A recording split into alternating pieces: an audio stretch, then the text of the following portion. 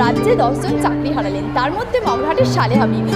দক্ষিণ চব্বিশ পরগনার মগরাহাটের অর্জুনপুরের বাসিন্দা সালেহা বিবি স্বামী ময়মুর ঘোরামি ছিলেন মগরাহাট পূর্ব পঞ্চায়েতের তৃণমূল সদস্য। 2023 সালে দুষ্কৃতীদের হামলায় তিনি নিহত হন। এরপর সালেহা বিবিকে ব্লক ভূমি ও ভূমি সংস্কার দপ্তরে চুক্তিভিত্তিক কাজ দিয়েছিলেন সরকার।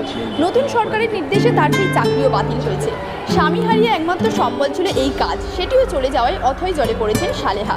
মফিজা বিবি রামপুরহাট বকটুই হত্যাকাণ্ডে নিহত মিনা বিবির মেয়ে মফিজা রামপুরহাট 1 নম্বর ব্লকে অস্থায়ী চাকরি পেয়েছিলেন। মে মাসের বেতন পাননি। 11 জুন নবান্নে গিয়েও সুরাহা হয়নি। এখন অফিসে যেতেও নিষেধ করা হয়েছে। দিনমজুর স্বামী ও 2 সন্তানের পড়াশোনা নিয়ে বিপাকে। নাজিমা বিবি সুতির 1 নম্বর ব্লক ভূমি দপ্তরে 10,000 টাকার অস্থায়ী চাকরি করতেন। গত শুক্রবার অফিস গেলেও মে মাসের বেতন মেলেনি। জানান বিডিবিতে সামান্য আয় হয়, সরকার বদল হলে চাকরি যাবে জানতাম না। শাকিলা সর্দার বাসন্তী ব্লক হরিয়ানার পিটিয়ে খুন হওয়া পরিযায়ী শ্রমিক সাবির মল্লিকের স্ত্রী শাকিলা চুক্তিভিত্তিক চাকরি পেয়েছিলেন। গত মাস থেকে বেতন বন্ধ। ছোট সন্তান নিয়ে কীভাবে চলবে তা নিয়ে চিন্তিত। জুয়েল রানার মা। উড়িষ্যা 2025-এ 24শে ডিসেম্বর সম্বলপুরে খুন হন পরিযায়ী শ্রমিক জুয়েল রানা। তার মাকে দেওয়া চাকরি বাতিল হয়েছে। খবর শুনে হতবাক। এইভাবে পরিবারগুলি পথে বসতে চলেছে।